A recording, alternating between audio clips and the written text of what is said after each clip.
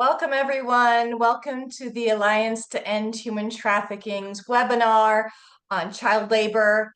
Today, we have some very special guests who are going to share with us the issues surrounding child labor here in the United States. First, I'd like to introduce myself. My name is Christine Commerce. I am the Program Director for the Alliance to End Human Trafficking. And for those who are joining us who may not be familiar with our organization, we do work to end human trafficking by providing educational resources, giving presentations, raising awareness, and engaging in advocacy at both the state and federal level. We also support survivors of human trafficking in healing and thriving through financial support of our member houses and providing educational scholarships. So today, as I mentioned, our focus is on child labor. The purpose of this webinar is to educate our participants so they will leave with actionable ways to identify and prevent various forms of child labor exploitation and trafficking in our communities. And with that, I'd like to introduce our first speaker, Estelle Davis, who is an experienced attorney in immigration and labor law and their intersection in trafficking. She's currently serving as Assistant Director in the Bureau of Refugee Services and coordinating the NYS Response to Human Trafficking program. She previously worked providing culturally appropriate, trauma-informed anti-trafficking services at the New York State Department of Labor as counsel to the Division of Immigration and Policies and Affairs. Estelle has worked for over 15 years in government legal services and community-based organizations. Welcome, Estelle. Next, we have Alex Herring, who is a lived experience expert on child labor trafficking in North Carolina with 15 years of advocacy and survivor leadership experience at both the state and local level. She is a graduate of Elon University, a marketing writer for LabCorp, and a former consultant for the North Carolina Human Trafficking Commission. In this capacity, she developed anti-trafficking training resources for law enforcement officers, service providers, local businesses, and faith-based organizations, and more. Next, we have Hope Lloyd, who is also a survivor of child labor trafficking. She has spent over a decade advocating for victims and educating communities about labor trafficking. She contributed to the Speak Up North Carolina initiative, collaborating with the North Carolina High Human Trafficking Commission and WRAL to help develop labor trafficking educational materials, including a geo-tracking website and statewide awareness resources. Hope also co-founded Survivor Network, North Carolina's first peer-led network for survivors. She holds a Bachelor of Science in Criminal Justice with a concentration in Homeland Security and Counterterrorism, and is a trauma-informed peer support specialist.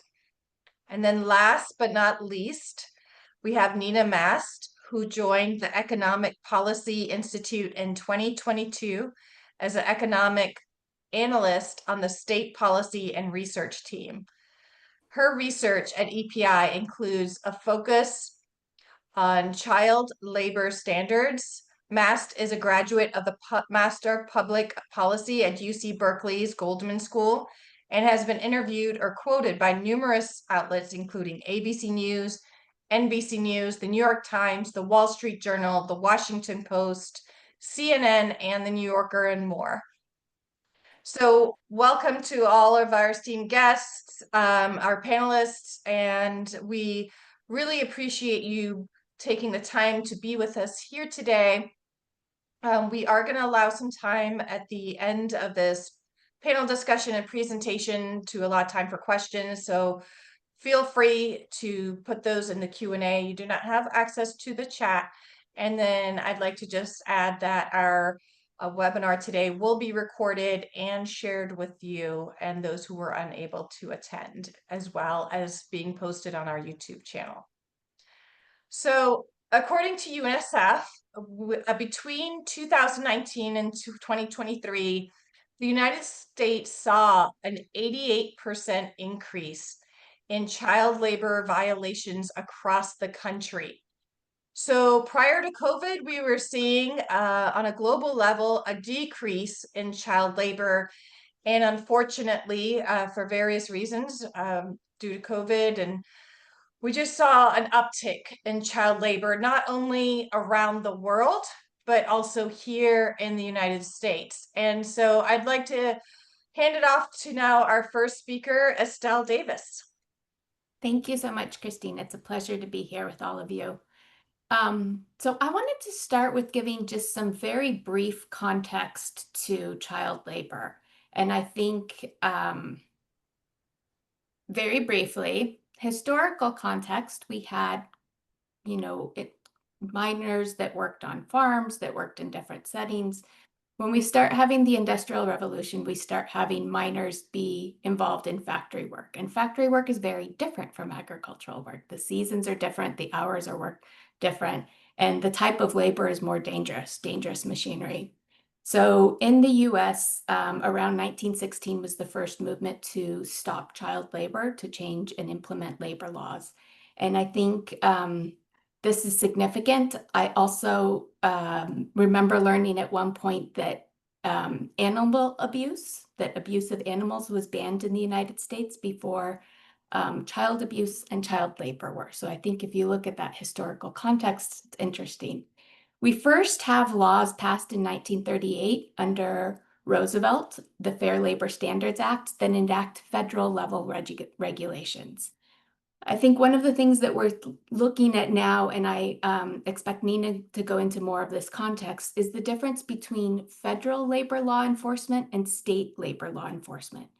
And part of the reason I'm starting with the perspective of child labor, even though we're here to talk about child labor trafficking, is that it's in the context of labor, right? So if you look at the type of work people are doing, and then you delve more deeply into the conditions, you can find out if there was force, fraud, or coercion involved in that.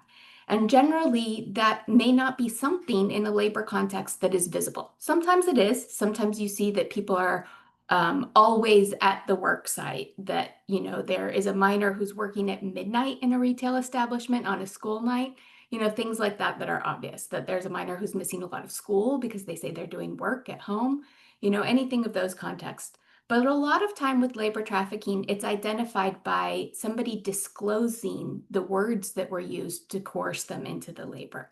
So in order to identify labor trafficking, sometimes you have to start with labor conditions and then delve into those conditions. I'm here to speak specifically about the work that's being done in New York State on the state level. And we have, I would say, three main agencies that really interact with child labor and potential labor trafficking. The first one is the Department of Labor, the State Department of Labor, which is different from the Federal Department of Labor. The Federal Department of Labor enforces federal laws. The federal minimum wage right now is $7.25 an hour. Individual states have enacted higher minimum wage. For instance, in New York, it's $15.50 an hour. So when the state is enforcing that law, we're enforcing $15. When the feds are enforcing that law, sometimes it's contract, but if it's minimum wage, they only go to $7.25. They're not enforcing state laws. So I think that context is important in places where there have not been modifications to the state labor laws. So places where there is no state minimum wage, so they're just using the feds, and where perhaps they have invested less in the vigorous enforcement of labor laws, such as inspectors that go into workplaces and see what the working conditions are. So state agencies, there's the State Department of Labor, there's the Office of Children and Family Services, which is the agency that runs social services and manages, provides guidance to the county level foster care system. Then there's also my agency, which works with temporary assistance, but we house the anti-trafficking program. When we're talking about the Department of Labor and labor law enforcement, we're looking at wage complaints for unpaid wages. Either somebody wasn't paid for all the hours they worked, they weren't paid minimum wage, they weren't paid overtime in industries that are entitled to overtime. They weren't, their tips were appropriated in retail establishments.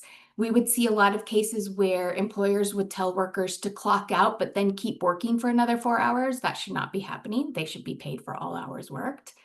And when we're looking at minor employment, The types of minor employment we see are retail establishments, restaurants. Also, in an agricultural setting, you might see a lot of U-pick, most berry farms. I don't know if any of you have ever been to one of those U-pick berries or apples. You'll see a lot of miners there. Also, seasonal work, so ski resorts, there might be miners. Summer water parks, summer camps, those are the kind of contexts we're looking at. And in that, for the labor law, there is prohibited occupations. There are occupations that are considered dangerous to minors. There's work permits. Minors are generally only required to work certain hours. I mean, only allowed to work certain hours. So school nights, how late it is, things like that. And then so we're looking at, and the cases that we've seen we've seen violations in the various industries, and a lot of them are the things I'm talking about, like people not having the minors' work permits or the permits posted, or not paying them for all hours, or dangerous occupations. For labor trafficking cases, we see minor labor trafficking in construction and landscaping. We've seen significant domestic work, and domestic work are really hard to enforce because it's in somebody's house. And so, knowing what's going on inside as a house is harder than a brick and mortar business where customers might view things. We also see agricultural sector dairy cases, and we've seen restaurants peddling sales. We've had cases where there was minors who were forced to do sales. And we've seen forced criminality, where minors are forced to sell drugs or steal through threats of violence. One example that I wanted to give before I wrap up is we had a minor who was actually a J-1 visa holder who was working at a summer camp. And at that summer camp, he was doing restaurant work. He'd been told he was going to learn English. He was going to have an opportunity to visit New York City, painted a very different picture than the 80-hour work week that he was working with no time off, living in a room off the kitchen. And during that, he burned his arm pretty severely and was told that he could not take time off for medical treatment. So it became infected. And when he eventually, another person at the camp saw his burn and was just horrified and took him into a medical establishment. And the medical staff asked him questions like, why hadn't he come in right away? And identified that based on the injury, the statements that he was making, that this was potentially a much more dangerous labor trafficking case. And so they referred it to a hospital social worker. So I think I wanted to place that. That was I wanted to give that example. And then just very quickly, another example I wanted to give, this was an unaccompanied minor who crossed the border. He was from Central America, and he had an uncle out in Long Island. And so he was placed with the uncle to do landscaping. He was placed with the uncle. The uncle worked in landscaping and told him that if he was going to stay with him, he needed to work. So the minor had been told by the social worker at the border that he was going to be going to school. So when he wasn't going to school, he actually called his social worker and said, I'm not in school, I'm working. And so he got identified that way. And it turns out he had also done some construction. He had been doing roofing. People thought he looked young, but he didn't disclose his age and they didn't ask questions. But the uncle had told him he had to work to pay off a debt and enforced it with physical violence if he did not. So I think you have to look at who's more vulnerable to trafficking, what assumptions are made when somebody's looking at a minor, and when we're looking at the labor, what are the working conditions? And then from there, are there additional factors that demonstrate force, fraud, or coercion? Thank you. Thank you, Estelle. Appreciate it. Okay, so speaking of domestic labor, labor that's not always out in the public, we have two survivors of child labor trafficking, Alex Herring and Hope Holly Lloyd. So I'm going to go ahead and hand it over to them. Hi, everyone. Thank you for having us. Thank you, Estelle, for that. That was very insightful. So I'm Hope. Alex Herring is my sister, and we were both labor trafficked as children. I'm just going to give you a little brief overview of what that was like and how that came to be. So the main factors that led us to being trafficked was that both our mothers were single, very poor, and they struggled to support themselves and us. We had other siblings as well, and they were just financially and emotionally not supported, and that was one of the main reasons they were targeted by our trafficker. No one is immune to trafficking, but those factors definitely made it higher risk. Um, um, we were trafficked by the way of domestic servitude and labor exploitation in our trafficker's private home. We were working for her for 13 years in plain sight. We were not allowed to go to school. We were not allowed to watch the news, read books, educate ourselves. We were unaware of our rights and freedoms. We believed there was no way out, and she had complete and utter control over us, and that was just our lot in life. We cooked, cleaned, and endured physical abuse on a daily basis. And what that did was control us mentally and emotionally. So when you get, especially a child, when you control them from such a young age, it just molds someone who is almost incapable of escaping, so to speak. So one of the reasons this worked for the trafficker, one of the reasons she was able to make this work is by isolating us. Everything was controlled from, taking us to the grocery store and watching us as we grocery shop for her. We were not paid an income. We did not have the basic needs of food. Refrigerators were locked. So to paint a picture, there were no freedoms allowed inside the house, and we were kept away from the community. So no friends, no schooling. Everything was under her control, and that was done by design. So eventually, Alex and I were rescued, and healing is still a long process, but today we just share our story to bring light, to show that in plain sight, labor trafficking can happen right under our noses, and it still is. Thank you very much. Yeah, Thank you. thank you. Thanks, Hope, for giving that overview. I just want to say that I think Hope and I are both very passionate about this topic and have dedicated many years of advocacy in speaking about this topic, because we understand personally how children are so vulnerable. They're the most vulnerable population when it comes to trafficking. And I really think from the point of view of a trafficker, is because children can be easier to manipulate, easier to exploit, especially if you start at a younger age. The younger you can get somebody to exploit, the easier it's going to be to normalize abuse, to groom from a very young age, and then you just grow up with the understanding that this is a normal situation for you, or you deserve it. And there's a narrative that can really be built up that has been playing in your head since the time that you were 4 or 5 and started first forming memory. So I think that was very much to the advantage of our trafficker having us at such an early age. We were separated from our birth family, so we didn't have any sort of maternal protection in the picture.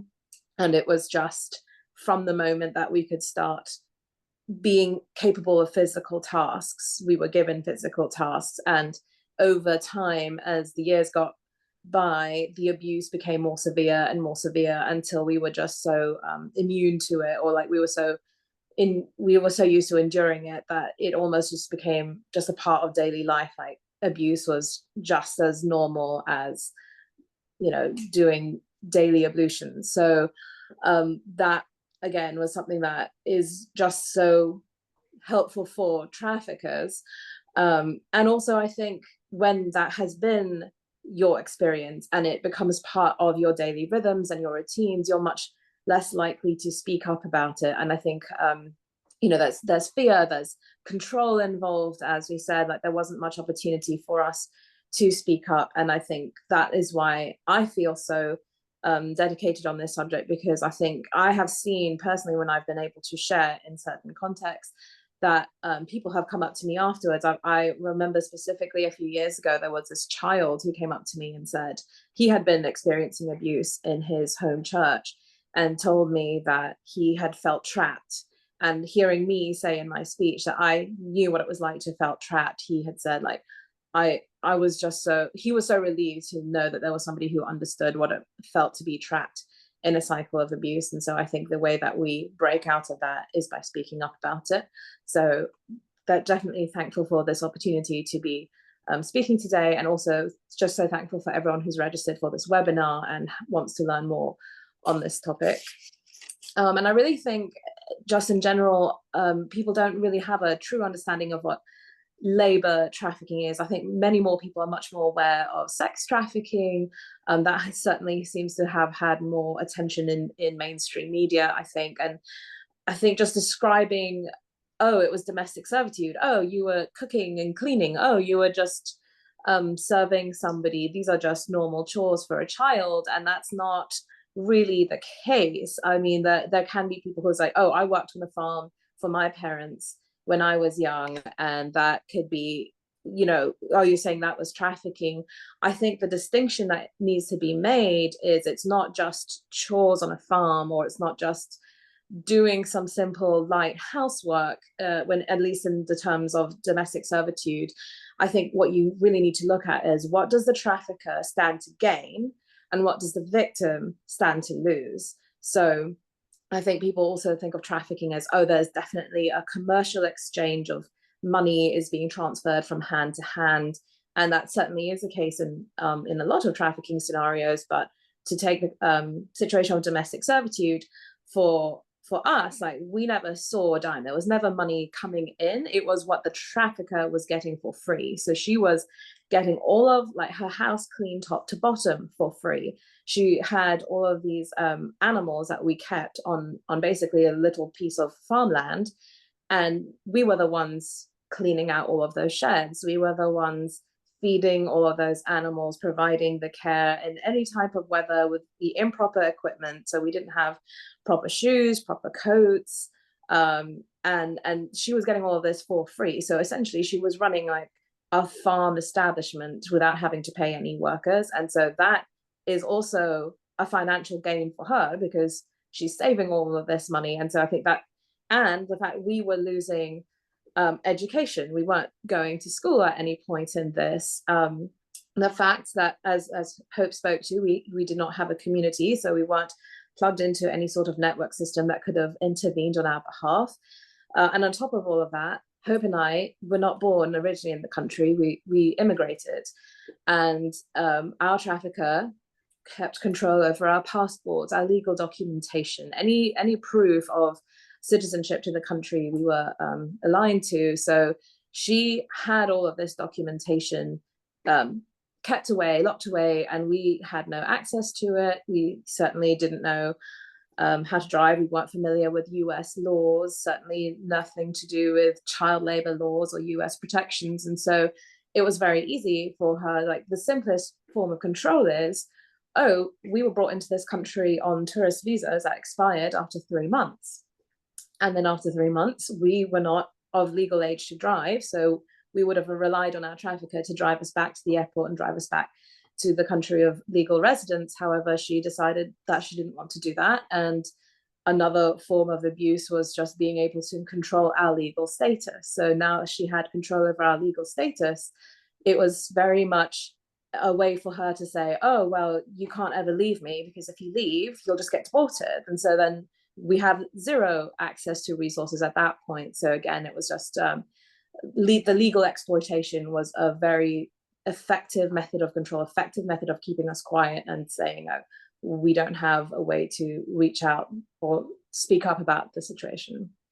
So that's definitely a vulnerability. And the fact also that she said we were homeschooled, so people weren't checking in on us, but this idea of being homeschooled meant it to where no one was really checking up on like why we weren't going to school as well. So that was just the narrative that was being spun for the outsiders.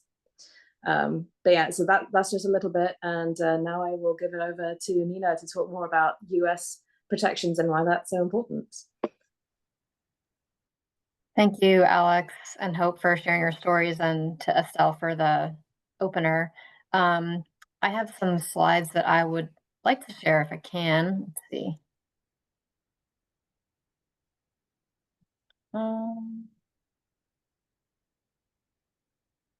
Hopefully y'all can see that. Yes.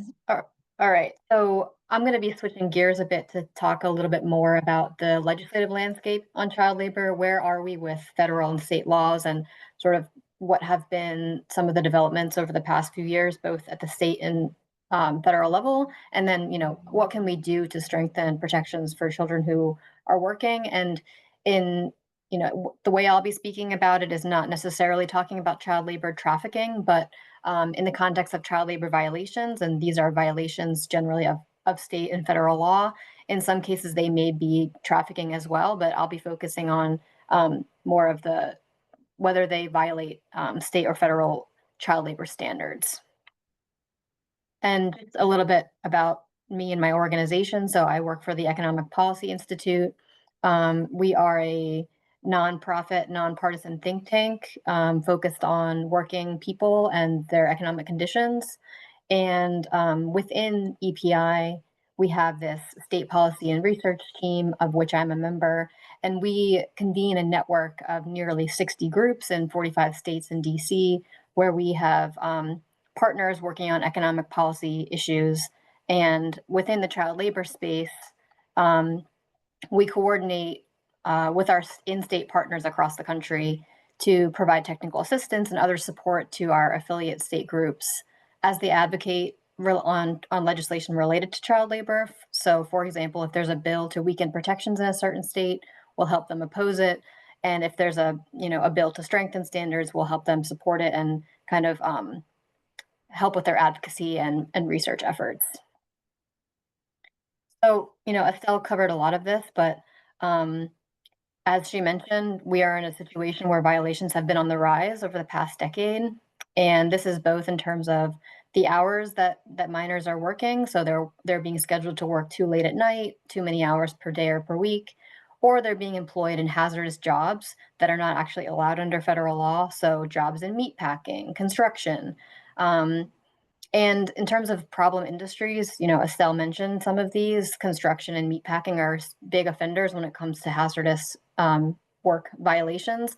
But then we also have the fact that restaurants are really the biggest offender of child labor of child labor standards. They make up the vast majority of violations that we see, particularly for the number of hours that are worked for minors, particularly for those under 16. And then there's this whole, agriculture is treated separately under state and federal law, but agricultural standards are much lower than in non-agricultural work. So we see minors as young as 10 working on family farms. We see minors doing hazardous work in agriculture that they wouldn't be allowed to do until they're 18 if they were working in a non-agricultural field. And so this is really a problem, and agriculture is the deadliest industry for children to be employed in, even though it only makes up a small share of employment. And then, just in terms of the legal landscape, we have the Fair Labor Standards Act, which is our landmark worker protection law that covers, the minimum wage, overtime, as well as child labor. But it has a lot of gaps. It was passed at a time when fewer than 50% of students were graduating high school and largely has not been updated. And so we are in a landscape where states have had to really take up the mantle of improving their laws to protect children who work because, unfortunately, the federal laws we have in place are important, but just insufficient to protecting workers in our modern economy. And, in the past few years, there has been this renewed effort to really go into these workplaces and strategically enforce child labor laws at the federal level. And they've made a lot of progress, but that progress is now sort of under threat because under this new administration, we're not sure if there will be the capacity or willingness to do the strategic enforcement we were seeing under the last 2 years of the Biden administration. And with, recent attacks on the federal workforce and just a different stance towards workers, we are concerned that the federal agencies that are already pretty constrained in their ability to enforce the law are going to be even more constrained and unable to make sure that when workers are employed in violation of the law, they are able to come forward, report those abuses, and have them investigated and hold employers accountable. So when it comes to the state level, so I'm talking here about the legislative efforts at the state level. Over the past few years, we've really seen this coordinated effort to roll back and weaken protections for children who are working. And this is sponsored by essentially those who stand to gain from exploiting children. So business lobbying groups and the employers they represent in some of these key industries, as well as these kind of right-wing advocacy groups who seek to just limit the regulation on employers and make it easier for children to be employed in more industries for longer hours. And so we've seen sort of multiple trends in terms of the targets of these legislative efforts, like eliminating work permits that keep kids safe on the job, eliminating hours guidelines for 16 and 17-year-olds, so allowing 16 and 17-year-olds to work full-time with no breaks all year round, and then making it easier for employers to hire children to do hazardous work, and other changes like that. And the goal here is to essentially reduce the state laws down to like our federal minimum standard and potentially even go below it. So you have these state laws that now conflict with a federal law, and that puts more burden for the enforcement on the federal government, and it creates confusion. It incentivizes employers to break the law, and it makes it harder for us to find violations when they happen. And this is part of this broader effort to sort of chip away at our federal standards. This is kind of a long-standing agenda, and child labor is one piece of it, but it's really more broadly around making workers disempowered and being able to subject them to exploitation and lower standards on the job. So I kind of already mentioned some of these things, but I think in the federal landscape, what we're seeing is a renewed effort to weaken protections both at the state and federal level and make it harder to enforce the law. So these are, in this particular time and place, I think we're particularly concerned and pushing states to be able to increase their standards beyond federal law, because we can't necessarily count on the laws that we've had in place up until this point to protect minors on the job. And states really need to be renewing their efforts to protect children. And thankfully, we have seen a lot of this in the past few years. We've seen 12 states actually strengthen their state protections for children who are working. And this has been a really welcome change in a lot of states where they haven't looked at their child labor statutes for decades, if ever. And so there's been this renewed focus on making sure that the laws we have in place are there to protect children, and that we're adequately enforcing the law and holding employers accountable when they do break the law.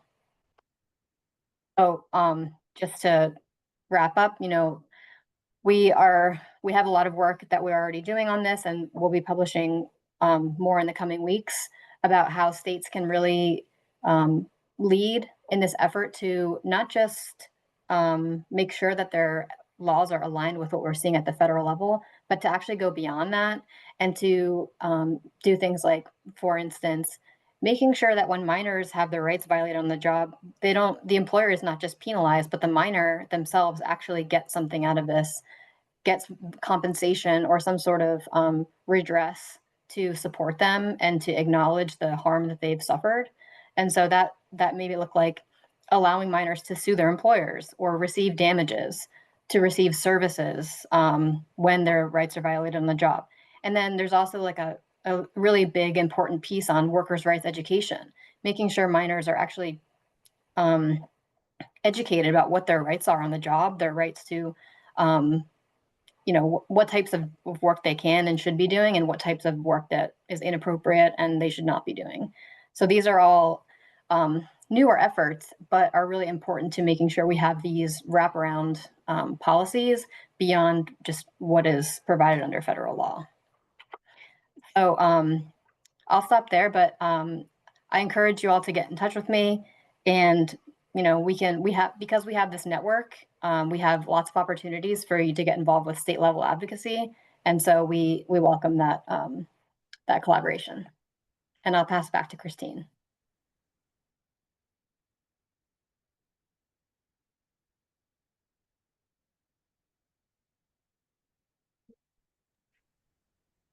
Hello? Yes. Okay. Sorry, my screen just went blank. Does everyone still have a visual? We do. Okay. Well, this is strange. Oh, here we go. I'm back. All right. I'm sorry. My whole screen just went black. Apologies. Gotta love technology. So I'm glad I can see my screen again, and all our lovely panelists. Thank you all for sharing your stories and your expertise. I'm going to go ahead and start us off with some questions. And while we're doing that, I invite the audience to go ahead and put some of their questions as well in the Q&A. First, I'd like to start off with, who do you believe, who is most at risk for labor trafficking, child labor exploitation here in the United States?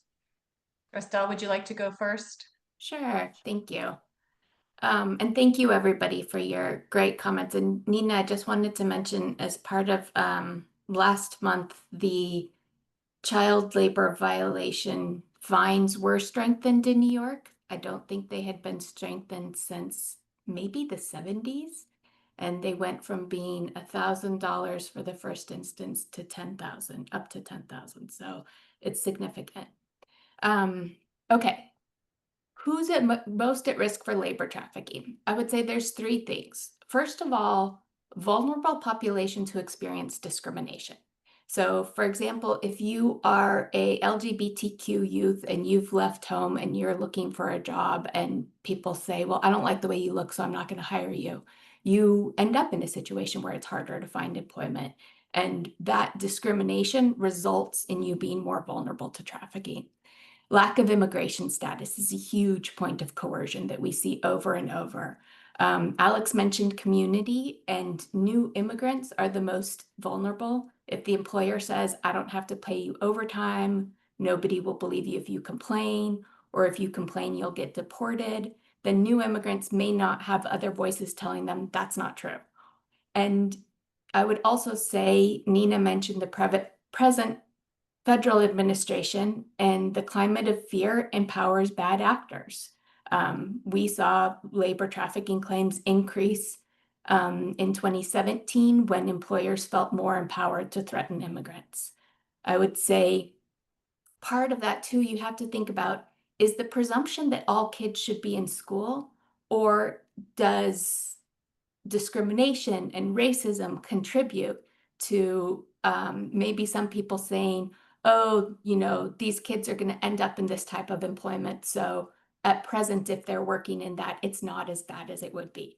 And that sort of rationalization that takes place. And I would say it takes place, among adults and minors as well. So that racism plays a role in the underlying assumptions and how you look at what is trafficking. And then I think there's other factors, like Nina mentioned, paying kids less. So the presumption is they're not supporting families, so it's okay to pay them less. That's the same presumption, same justification that's used to pay women less as adults. So you look at how our social fabric is woven into what types of things we consider to be violations. So that's one aspect I would say. And the other one is economic vulnerability. When you decrease funding for poverty initiatives, people at the economic margins are more desperate, and the employers exploit that desperation. So anytime that you see something that's sort of labor exploitation combined with threats, false promises, or forces to make somebody work, then it enters the realm of criminal. Thank you so much, Estelle. So I just want to highlight too some of the ways I think trafficked children can be trafficked that we sometimes don't think about or may not realize. So we think about some of the ways that we mentioned today, like the meat packing plants, agriculture, domestic work, and so forth. It was, oftentimes when we talk a lot about online exploitation of our children, and we think about it a lot of the terms in sex trafficking, right, and sextortion and so forth, and online child exploitation, pornography, so forth. There was a series on Netflix, and it was about this mother and these kids and just the social media influencers, right? And my daughter actually used to watch her daughter on social media. But I'm watching this episode and I was like, these kids are being exploited, like labor exploitation at the least, if not labor trafficking, but they were working 12-hour days. They weren't getting compensated for their time. They were, in some cases, being abused. So I just want us to keep in mind there's all different types of aspects of labor exploitation that our kids can be involved with, even from the door-to-door sales. So when you see kids trying to raise money for a fundraiser, I know that's a huge issue here in Central Florida as well. And people don't always realize that these kids are being exploited and trafficked as well. But when we talk about some of the vulnerabilities, and this is actually related to one of the questions, but so first we've got poverty aspect, right? So whether they're a migrant child who's unaccompanied minor who is brought into a family that maybe has to now help contribute to that family or send money back home. And then we've also, we've got, maybe a child who's one of their parents are incarcerated, right? And they want to earn money for that cell phone, right? Or the parents want to keep their kids off the streets. And so I think the traffickers will take advantage of that vulnerability. And I would open that up to anyone who'd like to comment on some of the root causes of trafficking, child labor, exploitation.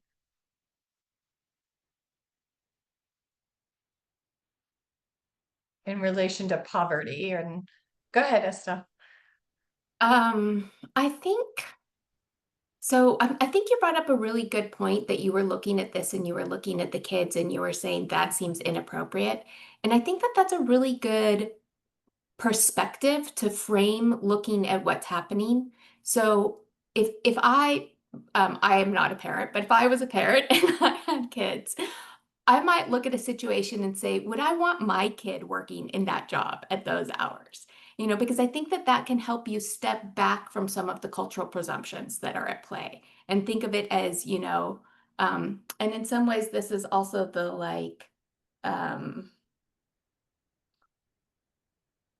I can't come up with it right now, but I think, that question of would I expect my child to be supporting the family? And if the answer is no, then that's probably labor exploitation. So kind of flip the question and look at the situation and be like, if this was within my own personal realm, because I think that can help get around some of the presumptions that come through with, that kind of thing. And then the second part I would say is, I think labor trafficking and frankly, a lot of things we frame as criminal justice, right? We frame it as there's one bad actor and there's one individual victim. And it's that bad actor, they're a bad person, they're immoral, they're exploiting. And I think it can be harder to see and to factor in what are the systemic or structural factors that enable this situation to be at play in the first place. And that's where you have to look at economics. is it really possible for everybody to pull themselves up by their bootstraps, or are there structural factors that make it harder for certain populations? And things like immigration status, things like racism. And so then if you're talking about the root issues, you're talking about those structural factors that play into the underlying situation that leaves people vulnerable to the bad actors. So if we only look at it as this one bad guy did this, we're not looking at how did the system not stop that bad guy from doing that. And I think that economics, like economic poverty and immigration, and for immigration, I think we don't always look at what is the roots of migration. Is somebody coming from a place where climate change has ruined the environment, or rising sea levels and they had to flee, or the crops they used to grow didn't? Or was there a trade agreement that, left a population that used to have communal land ownership with no land ownership, like which happened with NAFTA and Chiapas in Mexico in the late 90s? So what are why did our treaties not include labor rights for existing populations? Well, that's not an emphasis, that's not a priority. So I think that factoring in the labor protections at all levels would be a systemic change that would result in less people being vulnerable to trafficking in the first place. So I think that's root issues and very meta, but hopefully that helps. Thank you. So my next two questions that kind of came up in the chat and was answered, and I want to address those. But one was asked, this is more directed towards Alex and Hope. What did the trafficker give your mother money before taking you away? And I think, once again, this lends to kind of some of those root causes of poverty and so forth. And Hope, you answered that no, that your mother was never paid, but you were promised a great life. So would you say that, as we mentioned, that poverty, the root causes, she maybe couldn't provide the life she would have liked to provide for you, which led to your trafficking situation? Oh, 100%. I mean, I think I can speak for both our mothers that they were struggling. Like they had nobody, usually most of us are blessed. We have a friend or a family member. If you're in a bind, you can get some help. And but our mothers had no one. So when you're not just supporting yourself as an adult, a working adult, you're supporting children, as a single parent. And my mom was abused by my biological father. So that put her even more in an emotional destitution. Like she was a victim herself in many ways. And so now you have these children and you're working 3 jobs and no one's helping you. You have no family. Trafficker, you don't know they're a trafficker, but they, build a relationship with you and, weasel their way into your life. And hey, I can help your kids. They're failing in school. I'll get them a tutor. You spend summers with us and buy us things that we have never, we had never had nice clothes or things like that. Even a lot to eat. So even the basic needs, our trafficker met them for us and promised us a lot. And 30 something years ago, I don't think this was being talked about. And like a mother coming to England, English is her second language. She didn't know to be aware of that. Someone's offering her help, and offering her a better life for her children that she can't provide. That was it was a difficult decision for her, but it helped her, So yeah, absolutely. I think that's a huge vulnerability. I'm just going to add to that too. My mother was in a very similar situation in that she didn't speak English as her dominant language. So that even in just that, there's some subtle ways that language can be worded in a way that is very confusing to somebody who might not have English as a first language. And so I think that was part of, you're going to be able to provide so much more for my child than I can. And again, my mother also had a history of abuse in her family. So when I think that's a huge risk factor for parents, and a lot of times trafficking does start at home, or it starts because a parent is deceived, a child is given into trafficking, or sometimes the parents are the ones who are doing the trafficking, unfortunately. And so in that situation, if you have a parent who already comes from a history of abuse, it's going to be really easy to exploit that abuse again. As a trafficker, you're going to already be aware of tactics that you can use on abuse victims. So you have a parent who's like being abused at home by a husband or by her parents, then that abuse kind of keeps perpetuating. And then that was a huge risk factor for both of us, and that our mothers were extremely vulnerable, and because they were that made it to where they weren't necessarily even thinking about, oh, somebody could be lying and or manipulating me or trying to get my children for illegal purposes. Right. So also, this is directed to Alex and Hope, and thank you for sharing that. So Jack had asked, and thank you, Nina, for answering this, but I do want to address it. Is there a way to monitor homeschooling? How big is the risk? So one of the things I want to address is the fact that you guys didn't go to school, right? So you didn't have those teachers to look for the signs and so forth. But to me, that's a red flag, right there. Or if anyone was paying attention. And I know you talked about this when I was with you in North Carolina at the labor trafficking conference. But could you share just a little bit? What really stuck with me is that someone did notice something, but it was one of those scenarios where it fell through the cracks because the social worker didn't know what to look for, right? So could you just expand a little bit on that and what you recommend in that situation? Yeah, our social worker, and this was, several years ago, but over 13 years ago, things have changed now. Awarenesses, we're talking about this a lot more now than we were 13 years ago. So I'm not sure if, she was on her way out, she was about to retire. So I think this was just a house call that she made. Unfortunately, the mistake that was made is they called our trafficker to set up an appointment to come to our house to talk to her and to talk to us. And I mean, it was just like a Hollywood film, like our trafficker sat us down and said, okay, you tell them this and you tell them that, and I cook for you, and you're in schooling and blah, blah, blah. And so we were being manipulated and given a script. She bought us rollerblades and say, go outside. I want you to be playing outside around 1:50. She'll be here at 2:00. And when the social worker was talking to our trafficker, we was in the room with her. So at no point were we separated from our trafficker. So I'm not saying we would have said anything because we were so scared. We probably wouldn't have, but there wasn't even the opportunity to get us alone.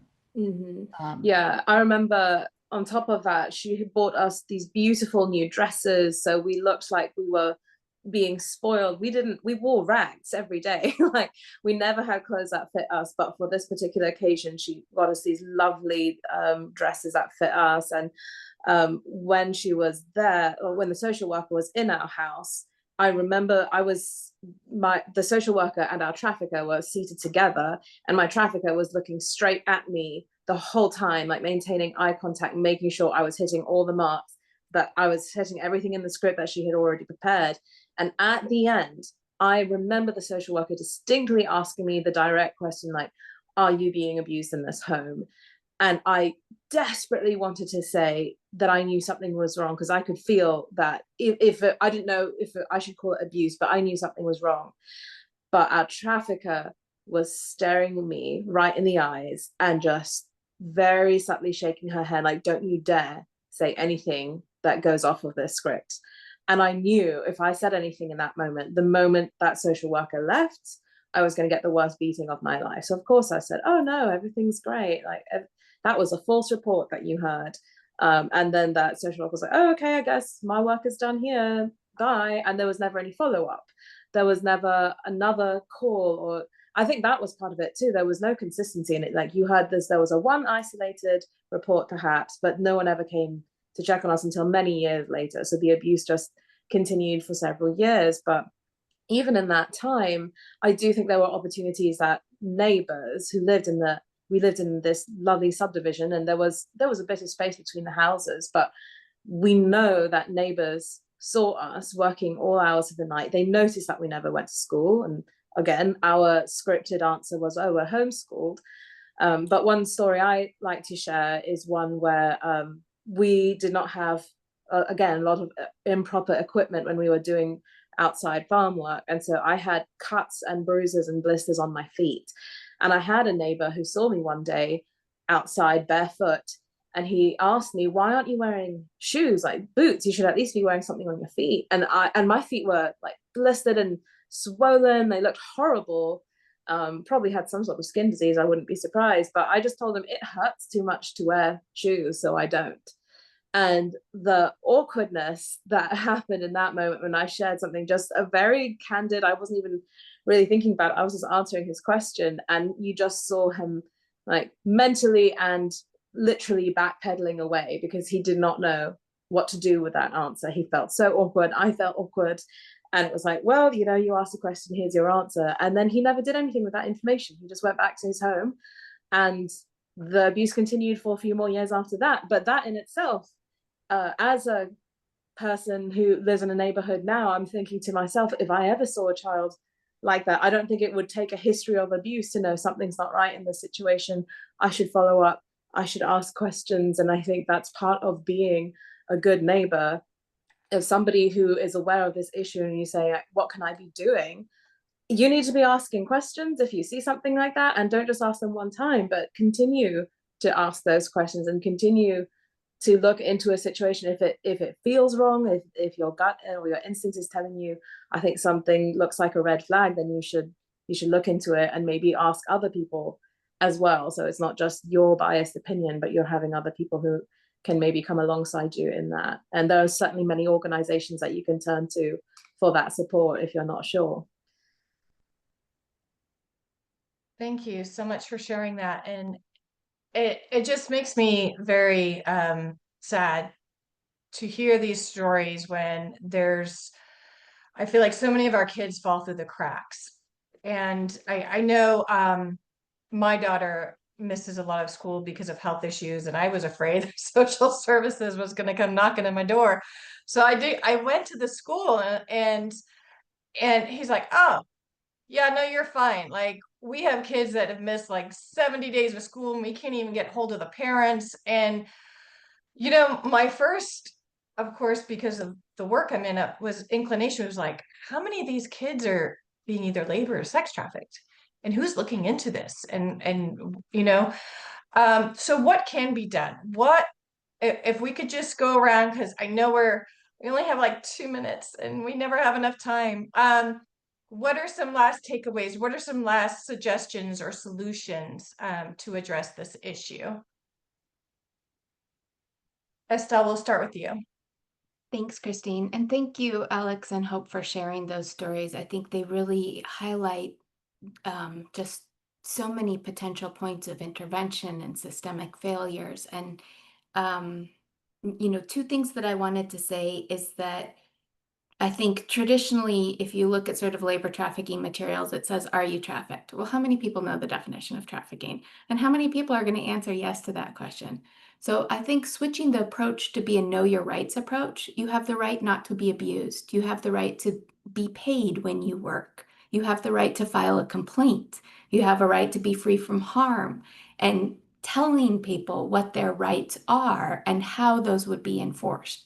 So yes, a social worker will come and you may not feel comfortable talking to them. They may give you a card and you may be able to call them later. Try to take 2 cards and hide one. There's sort of things that you can do. But instead of expecting somebody who doesn't know you and doesn't trust you to disclose, you need to provide information that generates trust. And sometimes it takes time. We had a case recently where it was a woman who went into a hospital. She was diabetic and she had repeat visits. And over the course of a year, she visited the hospital 5 times, and it was the 5th time that she disclosed something. So the hospital workers, building relationship, building trust, the neighbors, asking more questions, coming back out. I think, and also if you think about it, it's kind of also switching the power structure. Instead of I'm the authority that decides to tell you what's happened to you, it's saying, let me give you information and let you make a decision what to disclose and when to disclose by saying, here's the emergency services we can provide. Here's the planning we can do to get you there. So I think that those are some recent switches that are should be implemented in screening and helping identify trafficking. Thank you. Thank you. Alex and Hope. Honestly, I think it sounds funny, but I think you've just got to be kind of nosy, like be nosy about people's lives. Like I remember it's a little embarrassing now, but a few years ago I was doing some work at Panera Bread, just sitting there in the booth, and I thought there was I'm seeing the world through a different lens, obviously, but I thought, oh man, I feel like that's a situation going on there, and I don't make these calls like flippantly, so I've been there like 30 minutes. The woman seemed really downcast. Like there were several things that led me to like call the non-emergency police. And the first thing I said, this is not an emergency. Like I think there might be a situation going on. And they heard the word trafficking, and I said, please don't send some huge guy in here and make a big scene. Like I'm not sure something's happening. Few minutes later, is there a Hope Lloyd in here? That come rushing into the Panera, and there's like 5 guys who are like over 6 foot tall in their police, gear, and it ended up not being a situation. And the woman was really mad at me, but I think in most instances, people wouldn't do anything if they have that gut suspicion or they see something that's out of the ordinary. Most people, and I've seen it, in other working relationships I've had at other nonprofits, people will not speak up. Yeah. And when there's something going on, and I've tried to tell people, hey, you need to be saying something because your role actually dictates that you need to do that. There's a minor, you got to report the situation. It's shocking how many people don't. Yeah. So just be nosy and put yourself in that situation. If you were in that situation and one person, it took 1 minute and someone said something about your situation and it freed you from that hell, that really is all it is. So Yeah, Hope, that just goes really well with what I wanted to say, which was I just wanted to bring up a very famous story from the Bible of a good Samaritan. Somebody was being abused. They were left on the side of the road. They were very like cut up, and they were wounded and injured. And there was one priest who went by. There was a Levite who went by, and they saw that something was going wrong. They saw this injured person on the side of the road and decided, I don't want to get involved in that. That's not my problem. I'm just going to walk by. And they passed by. But the person who stopped, that is the person that Jesus said was a good neighbor. Who was being a good neighbor? It was the person who stopped, the person who was from a different race, from a different culture, and that historically they didn't get along. But this person said, I'm going to go out of my comfort zone to intervene in a situation that needs help. And that Good Samaritan took the injured person and took them to a place where they could get care.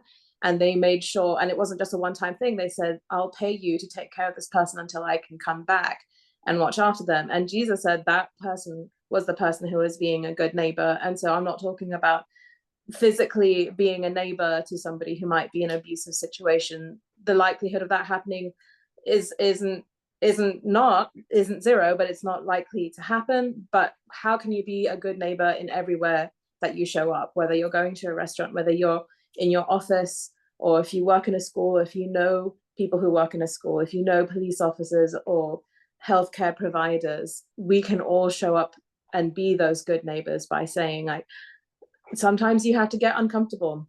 Sometimes you ask awkward questions that make you feel weird, or you might have a situation like Hope where you thought something was going on and maybe it wasn't. But would you rather say, oh, this was slightly embarrassing and now I can laugh about it later? Or would you rather say, oh, wow, I think that was somebody being abused, somebody being exploited, and I did nothing in that situation? I would rather just have a momentary embarrassment about it, knowing that I was doing my part to try to be a good neighbor to somebody. that I wasn't judging somebody for their economic status or their immigration status, but I wanted to show that I care about you as a person because you have dignity, and because being a good neighbor means I'm going to show up. I'm going to do what I can to help you if I see that you're being endangered. And I think that that is something that we should all be doing for each other. It doesn't matter, you know, who you voted for. It doesn't matter if you believe the same as I do or not. Like, we are human beings, and especially as in child labor or child abuse, we should all, anyone who's a grown up should be wanting to protect children from people who are trying to threaten them. And so yeah, I think asking questions and being a nosy neighbor in the right context means you are being a good neighbor because you're showing that you care. So yeah, that's a great point. And even, you know, law enforcement, my brother's in law enforcement, and he will ask workers, I don't care if you're here legally or not, just want to make sure you're being paid a fair wage, that you're being treated properly, and so forth. Nina, I am so sorry we didn't get to you some more. I really appreciate you putting the questions in the chat, in the Q&A. And we will share some resources. I will share Nina's contact information if you'd like to reach out and get some more information. But real quickly, because I know we're out of time, but can you share some ways that people can advocate for policies in their states and with the federal government? And what are some solutions according to your expertise? Yeah, I mean, we don't really have time to get into the specifics, but you know, there are so many innovative and inspiring things being done at the state level related to creating awareness about child labor and creating more accountability for employers that violate the law. And so I would just encourage you to, you know, check out our website, and I'll share more information with Christine to share with everyone. And then, you know, get involved with us with state level advocacy in your state. And, you know, just really, you can really be a force for both blocking these legislative efforts that are really weakening protections, and also, you know, being a voice to support the proactive efforts that are being launched at the state and local level. So there's like a huge role that we need people to be playing, because, you know, the right is really pushing these bad bills, and we need more folks from our side to push back and say, this isn't right. We need to be protecting children in the workplace. And so there's definitely an urgent need to have more of that. So I encourage you to get involved. Thanks. Thank you, Nina. And feel free to reach out to Nina, check out our website. We'll be sharing that in the follow-up email as well. I'll be sharing a report by UNICEF, which has some great solutions as well. As always, I feel like we could spend another hour talking about this, but we always run out of time, unfortunately. But thank you all for being here today, sharing your expertise, and all, you know, all your great knowledge. Unfortunately, we can't take any live questions. I do see some raised hands, but feel free, if you'd like to shoot me an email. I'm happy to either answer that email or send it along to one of our speakers. You guys have a lot of hearts and applause going up. So thank you all for being here today. Everyone, have a great day.